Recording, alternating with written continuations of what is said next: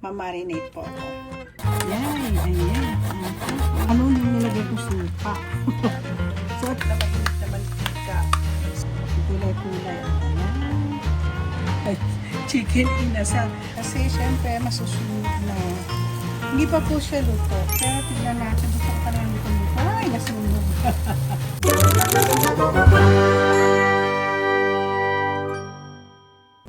Good evening po. Ako po ay gagawa ng chicken inasal. Sinulat-sulat ko pa kung paano gawin. Kopya-kopya. So anyway, tatry ko. First time kong gumawa ng chicken inasal. So ang gagawin ko, mahuhugas. Ano lang muna, marinating at bukas ko pa to iluluto. Naku, daldal ako ng daldal. Tinanggal ko po yung taba. Hinugasan ko na to, nahugasan ko, pinatuyo ko na po siya para gawin kong mag-marinate po ako. Ito na po. Kanina nung hinuhugasan ko to, all the way akala ko yung video ko naka-on. Hindi pala, daldal ako ng daldal. So ngayon, ang una kong gagawin is itong kalamansi. Wala po akong kalamansi, so lemon na po ang gagamitin ko. So, lalagyan natin ng kalamansi. Yan, nakita nyo, very juicy, oh. Oo. Yan, mas maganda pa pala, ganun. Okay. Ayan. Next, vinegar. So, gagamitin natin itong vinegar. Vinegar na paumbong. Ito lang suka ko eh. Wala akong magagawa. Yan lang po ang suka ko. So, ganun ka na kadami. Wala kasi measurement eh. Ito lang yun. Kaya pachamba-chamba na lang po yung aking pacham-cham-cham. Oh. Wala nga nakalagay na tubig. Nalagyan na tubig to. After vinegar, lagyan daw natin ng garlic. Marami po akong garlic. Marami yan, no? Yan natin. Masarap siguro pang maraming garlic. Yan. O, naglagay ako ng ginger. Doon naalala ko, ganituin ko na lang kaya. Ito. Ganyan na lang, oh. Di ba? Ganituin natin. Para makuha yung juice ng ito na naman, mag-aano na naman yung kamay ko. Yeah.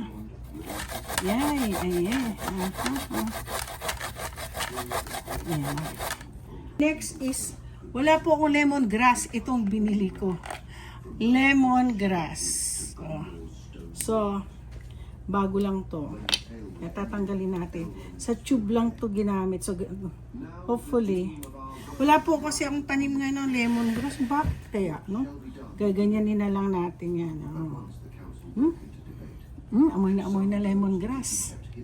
After ng lemongrass, salt and pepper muna. Salt and pepper. Ito na lang. So, salt and pepper. So, after na salt and pepper,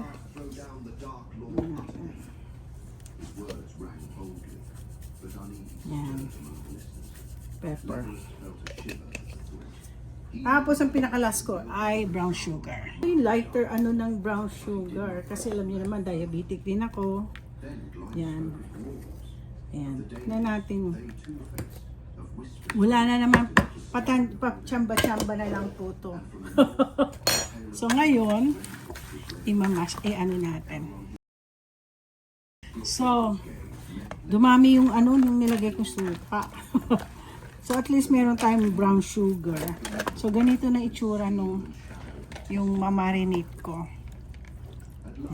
Bukas na lang po natin malalaman kung anong lasa nito. Okay. Tatakpan ko, tas lalagay ko po siya sa ref. Okay, so cover natin siya. Tapos overnight ko siya sa ref. Okay, excited na ako. Gandang umaga ngayon. At ngayon natin iluluto ang chicken inasal. So, from the refrigerator, yun ang gagawin ko. Ito namin, Namoy ko yung ginger. Gagawa tayo, after nito, gagawa po tayo ng annatto oil. Okay? Madali lang po yun. Ay, iinitin ko muna yung pan. Tapos lalagyan natin ng avocado oil. Tapos ilalagyan natin ng annatto seed. Kaya lang, slow ko kasi pumuputok-putok kasi itong So, bakit tayo ng seed? Ang annatto seed po kasi, yung annatto oil pala, siyang magiging siya yung papang-bask natin sa chicken inasal. Kaya di ba napansin nyo, mga kulay, may kulay siya. So, ilalagay natin madami. Dadamihan natin kasi marami na akong Papainitin natin po itong oil na to. Tapos saka natin ilalagay yung annatto seed. Slow fire ko yan mamaya kasi putok siya. Mahirap na matilampsik. So, hindi pa masyado siya mainit. Mainit na po siya. Kaya lang, medyo dahan-dahan po tayo lagay. Kasi natatakot ako tumatalamsik to eh. Lagay ko na lahat. Yan o, tumatalamsik siya. Pag nakikita niya po yan, imagine kumukulo lang po siya. Kumukulo lang siya, mainit na mantika. So, yan. Tama na yan. Diyan na lang, hindi ko na siya lulutuin. Mainit yung mantika eh. Okay. Grabe init. Kahapon po kasi talaga masama pakiramdam ko. Bumagsak ako talagang nakatulog. Tapos kagising ko, meron po ako nakaton na chicken. Na ganito itsura. So sabi ko, gagawa ako ng chicken inasal. Tapos, in-overnight ko po siya. Pinag-aralan ko pa paano gumawa ng Ngayon nakagawa na po ako ng annatto seed na siya ibabask ko dito. Ngayon, gagamit po ako ng griller.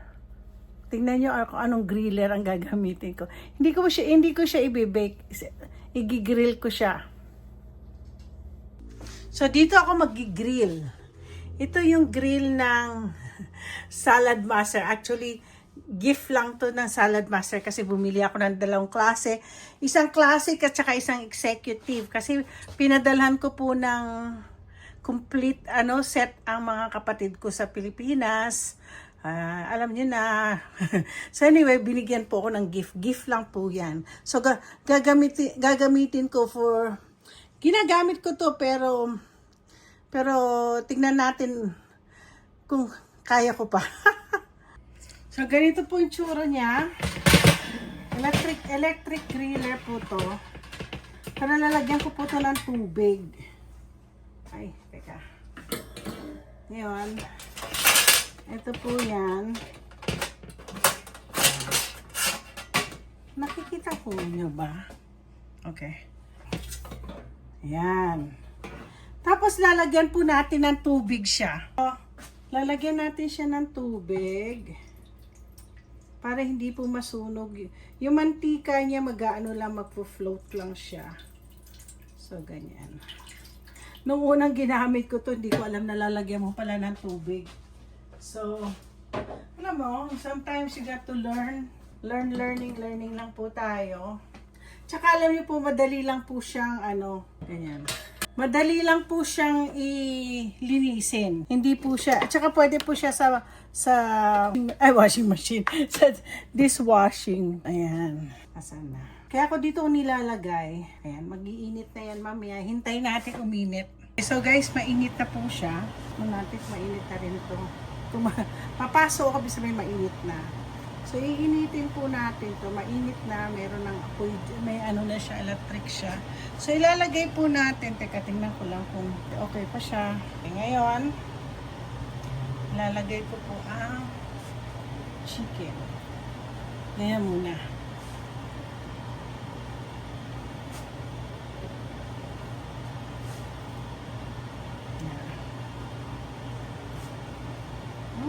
Tatlo lang pala pwede. So, subukan ko mag-bask ng mabasking ako ng kulay-kulay. Ayan. Alam niyo po, sa totoo lang, first First time ko ay, ang dami na to. Nag-ano yung aking ano. Ngayon lang po ako, first time ko talaga po, gumawa ng chicken inasal. Alam niyo, gustong-gusto ko ito. Masarap pong kumain nito. Nung naghuhugas ako kahagabi, may sinasabi ako, kung pala hindi siya hindi po siya naka-on. So, nung araw kasi, nag-aral ako sa Iloilo, mga first grade ko. Doon nakatira po ako sa apartment ng Lola Tasing ko, tsaka ng Tita LB ko. Kasi sila po nag-aalaga sa akin. Kinukuha lang ako papuntang Mandurriao pag weekend.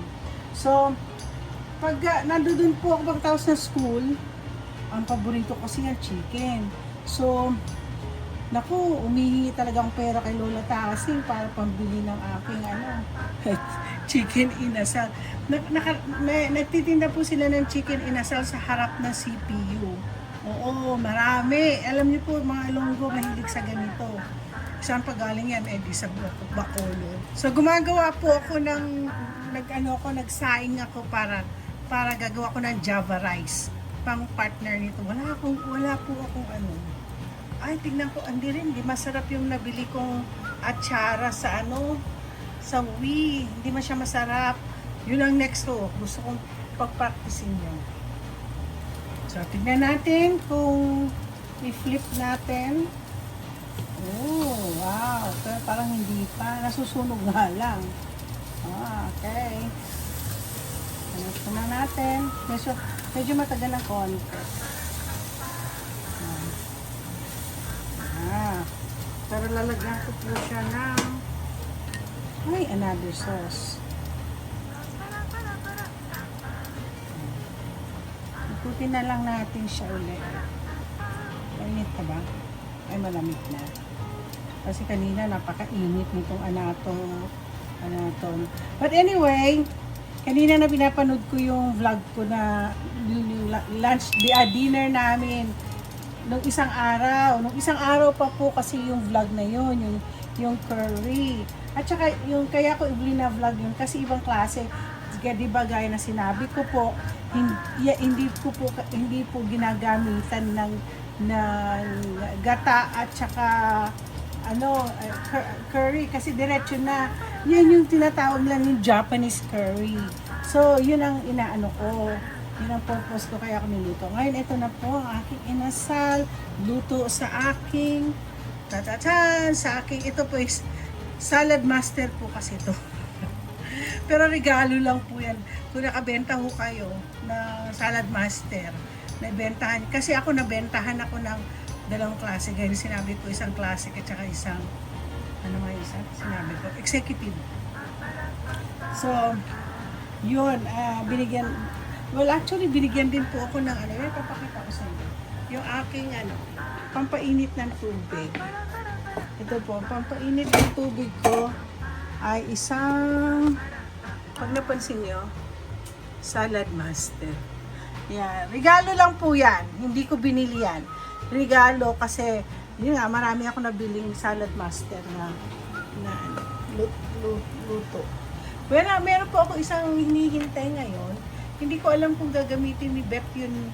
Kasi baka platinum ang bibigyan niya. Wala na kasi siya hindi ko alam kung nadudun pa siya sa salad master. Pero meron isang kasi ngayon, yung platinum. Stainless steel.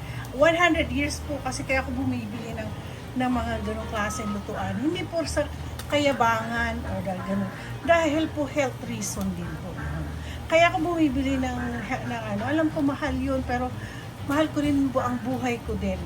So, gusto kong bumili ng isang lutuan na it will last yung bibigyan ako ng healthy food. Okay? Ito din. Ito ay isang salad master. Dito po ako. Hindi po ako, wala po akong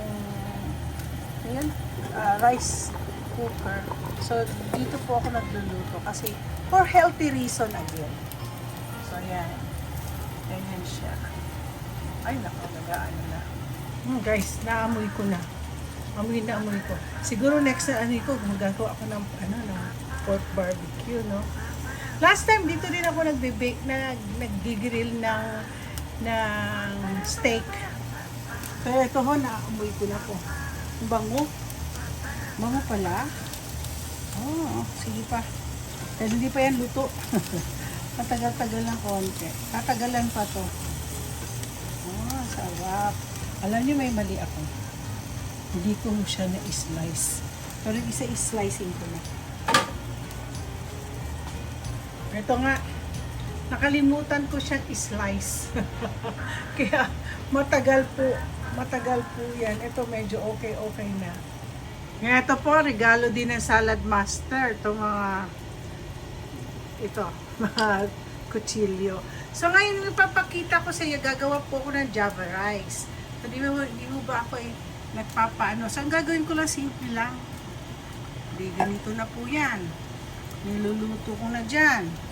Ngayon lalagyan ko na lang siya po ng anatos seed. Teka. Sandali, mainit kasi kanina eh.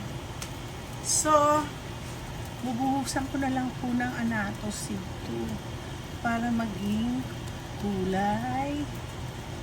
Oh, tama ka. Hindi ko alam, huwag nyo ako i-bash dito. Kung mali, at least ito po invento ko na lang to. So, ganyan na lang po. Tapos naglalagay na lang po ako ng salt. Ay, saan yung salt ko? Ito. Lagyan ko ng salt. Para masarap yung kanin. Tapos, lagyan ko ng parang seasoning na po kasi ito eh. Para may lasa-lasa. Hindi pa. Mamaya siguro magkakain ako ng kakamayin ko itong chicken na to. Ayan. So, tingnan po natin ano mangyayari sa Java rice ko. Kung mali po, pasensya na. Inventuhin ko na lang. Kasi maganda kasi may yellow. Ayaw ng asawa ko to. Ginawa ko to one time to. Sabi niya, no, I want white rice. So, yan. Tatakpan natin siya. Clean it ko po siya. Kasi, syempre, masusunog na. Hindi pa po siya luto. Kasi, hindi ko nga po siya nilagyan ng ano.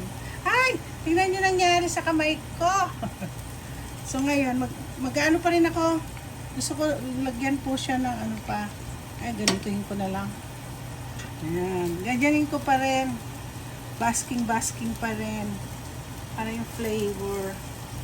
Oh. Dami mantika. Madami ng mantika. Oh. Ay, sarap. Excited ako. Ako sana luto na to. Kanina pa. Pero tignan natin. Gusto ko talaga lutong-luto. Ay, nasunog. Hindi yan sunog. Yan na, ano. Yan natin. Ang tagal na to kanina pa. Mga 7 o'clock ako nagluluto. So, siguro ito na yan. Meron pa ako isang natitira. Kailangan lutuin ko na lahat kasi ayoko mag-ano-ano pa yan sa ano ko, sa rep. Kasi wala nang laman. Ay, puno na naman ang rep ko.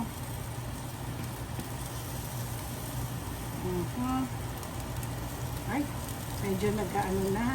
Mukhang malambot na nga. Ito po, ang pinakamahirap po talaga iluto sa chicken ang ito. Kasi pag hindi yun niluto talaga na mabuti, ito po ay hilaw. Susubukan natin. Hahanap ako ng kutsilyo. So, subukan lang natin. Subukan ko lang ano. Yan. Ay, mukhang luto na. Mukhang, nakita niyo po. Yan pa, mukhang naluluto na siya. Pero hindi rin eh. Meron pa rin pula doon, oh. Oh, hindi pa. Hindi pa yan. So, konting ano pa. 30 minutes pa. So, tinabi-tabi ko muna yung ano. Ilalagay muna eh. Lagay muna natin itong na-chop-chop ko na ito na para mabilis po ang pagkaluto niya. Ngayon, lalagyan po natin siya ng basking natin. Yeah. Alam niyo po, binigyan lang po ako ng walang measurement, kung anong gagawin. So, syempre, alam mo, common sense lang to. Yeah. So, sana po maluto na yung isa. Hindi pa yung masyado. Pati kung nito. Ay, hindi pa. Sarap. Ay, yung grabe. Ito lang kasi hindi naluto yung nandito. Oh, ito banda. Yung banda dyan. Yan, madalas sa joints talaga hindi nagluluto. Okay, malapit na po. Malapit na. Yan. Ilagay ko na yung iba. Ito na lang natitira, yung isang natitira. So, hopefully, na to. So, guys, since wala akong, ang tawag nito, wala akong atsara. So, gagawa na lang ako ng sarili ko. Hindi atsara, kundi salad. Parang salad siya. So, gamitin ko itong rice vinegar na roasted garlic.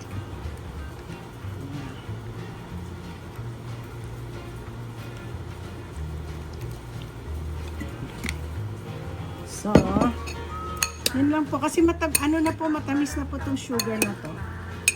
Meron ako cucumber, onions at saka strawberry. Thank you kay shout out kay Sister Beam kasi pinadala niya ako, magdadagdag pa ako ng strawberry. So, dinamihan ko ng strawberry. So, ngayon, ito po yung aking parang atsara. Tadaan! Ito na po ang aking chicken inasal with java rice and veggie fruit salad. So, ito lang po ang pwede ko maibigay. Okay guys, tapos na ang aking chicken inasal na dish. So, bago ako magsasabi ng ending ko, gusto kong batiin ang aking sister, si BFF namin lahat yan, si BFF Mean ng happy birthday! Araw-araw po namin siyang babatiin. Huhulaan ninyo kung kailan ang kanyang birthday. Lahat ng mga kapatid niya, mga kaibigan niya, yan ang gagawin namin. So anyway, tapos na po yung aking chicken inasal. Teng, mukhang maganda siya. Oh, tingnan nyo. Teng! Ang ganda, no? Magagawa ko ng thumbnail ko.